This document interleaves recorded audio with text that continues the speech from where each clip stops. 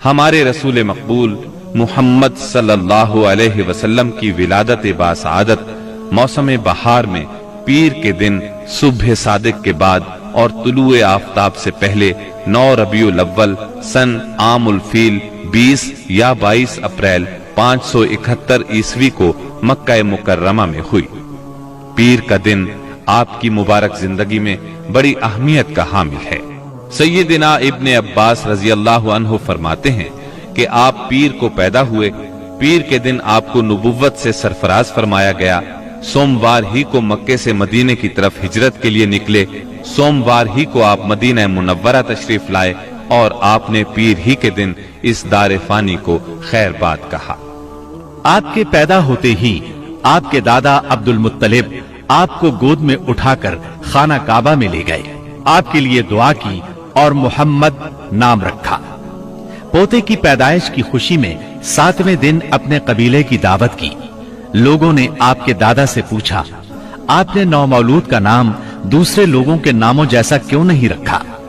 उन्होंने जवाब दिया, मैं चाहता हूं मेरे पोते पर इस नाम का असर पड़े और मेरा पोता तारीफ और तौसीफ हासिल करे। आपकी वालिदा सैयदा आमिना ने आपका नाम अहमद रखा। इंजील में बतौर पेशगोई आपके 2 नाम आए हैं, फारकलीद और मनहमना।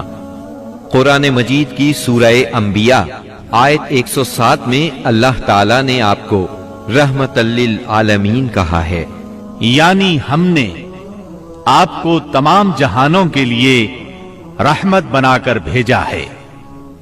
आपकी वालिदा का नाम सैयदा आमिना था। सैयदा आमिना के वालिद वहाब बिन अब्द मनाफ बिन ज़ुहरा बिन किलाब थे। आप इस्माईल अलैहिस्सलाम की औलाद में से हैं। हाशिम आपके परदादा थे। बहुत दौलतमंद होने के साथ साथ सखावत, मुरव्वत और एहसान में भी बेमिसाल थे। हाशिम कहलाने की वजह यह थी कि उनके अहद में एक मर्तबा मक्का मुकर्रमा में कहत पड़ गया। ये फिलिस्तीन गए और ऊंटों पर आटे की बहुत सी बोरियां लाद लाए। बहुत से ऊंट ज़बाह किए, उनका शोरबा तैयार किया, रोटियां पकवाई। इन रोटियों को शोरबे में भिगो भिगो कर अहले शहर को खिलाते रहे। अरब इस खाने को हशीम और सुरीद कहते हैं। ये सिलसिला एक मुद्दत तक जारी रहा। इसी वजह से उनका नाम हाशिम पड़ गया। वो हाजियों की खिदमत और मेहमान नवाजी में भी बढ़ चढ़ कर हिस्सा लेते थे। इसी सखावत और फैयाजी से हाशिम का नाम पूरे अरब में मशहूर हो गया। जाती असर रसूख और वजाहत की वजह से उनकी दूसरे मुमालिक के दरबारों में भी रसाई थी। उन्होंने ही कुरैश में सबसे पहले ये दस्तूर जारी किया कि साल में 2 मर्तबा तिजारती काफिले रवाना हुआ करें, मौसम गर्मा में शाम की तरफ और मौसम सरमा में यमन की तरफ। चुनाचे इसी दस्तूर के मुताबिक दोनों मौसमों में काफिले रवाना होते थे। सूरतुल कुरैश में अल्लाह ताला ने कुरैश को यही इनाम याद दिलाया है, क्योंकि कुरैश अल्लाह की रहमत से मौसम सरमा और गर्मा के आदी हो गए। उनकी समझ में ये बात आ गई कि इस नेमत के शुक्रिये में अल्लाह की इबादत करना चाहिए, जो इस घर का मालिक है, और उसने उन्हें भूख में खाना दिया और खौफ से अमन बख्शा।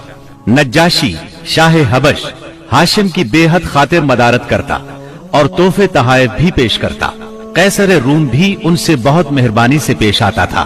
हाशिम ने यमन और रूम की हुकूमत से कुरैश के तिजारती काफिले की हिफाजत का हुक्म हासिल किया, और ये उनके आला तदब्बुर का नतीजा था कि तमाम रास्ते कुरैश के तिजारती काफिलों के लिए महफूज हो गए। इस तरह मक्का मुकर्रमा बैनुल अक़वामी तिजारत का मरकज बन गया। इससे खाना काबा की जियारत और फरीज़ा हज आम हो गए और मक्की जुबान भी मुल्क के चारों तरफ समझी जाने लगी। इन कुरैशी काफिलों और सालाना मेलों की वजह से जजीरा नुमाए अरब में एक माशी मरकज पैदा हो गया। इन सालाना मेलों में कुरैश को सरमायादाराना तिजारत और काफिलों की हिफाजत के सिलसिले में बहुत अहमियत हासिल थी। इस तरह मक्का मुकर्रमा तिजारती मरकज बना, जिसने सियासी मरकजियत का रास्ता खोला, जो इस्लाम का कारनामा बनने वाला था। 197 ईस्वी के चंद माह बाद हाशिम की बीवी सलमा बिनते अम्र के यहाँ मदीना मुनव्वरा में शैबा यानी अब्दुल मुत्तलिब पैदा हुए। बच्चे के सर में कुछ बाल सफेद थे, इसलिए उनका नाम शैबा रखा गया। शैबा का मतलब है बूढ़ा। हाशिम की वफात के बाद जिम्मेदारियां उनके भाई मुत्तलिब ने संभाल ली थी। गोया मुत्तलिब शैबा का चचा था। उसकी वफात के बाद शैबा ने रिफादा और सिकाया की जिम्मेदारियां खूबी से संभाली। उन्होंने यमन और हबशा के दरबारों में अपनी कौम की नुमाइंदगी भी की। उनकी मिल्कियत में एक कुदरती चश्मा भी था। एक दिन ख्वाब में उन्हें इशारा मिला कि फुला जगह खोदकर गायब शुदा जमजम का कुआं बरामद करें। खोदते वक्त उससे उन्हें दफन शुदा खजाना भी मिला जो काबे के चढ़ावों पर मुश्तमिल था।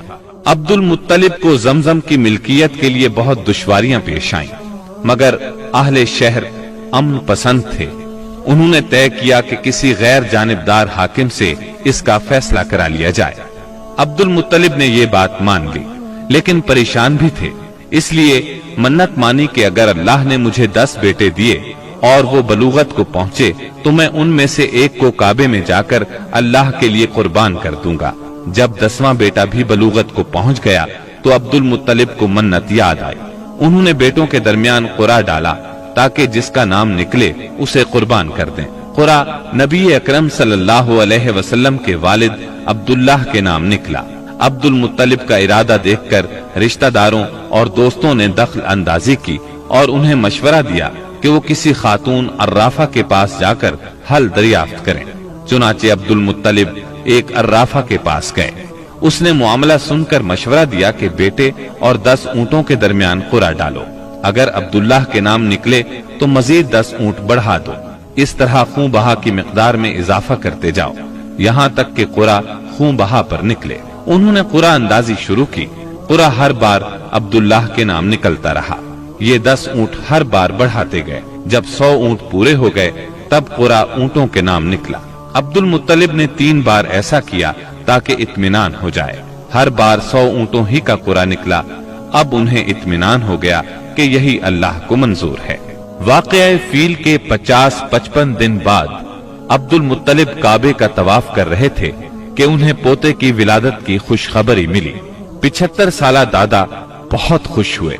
नबी करीम सल्लल्लाहु अलैहि वसल्लम उनके प्यारे फर्जंद जनाबे अब्दुल्लाह की यादगार थे, जिनकी जिंदगी 100 ऊंटों की कुर्बानी देकर बचाई गई थी। लेकिन फिर अचानक वो फौत हो गए।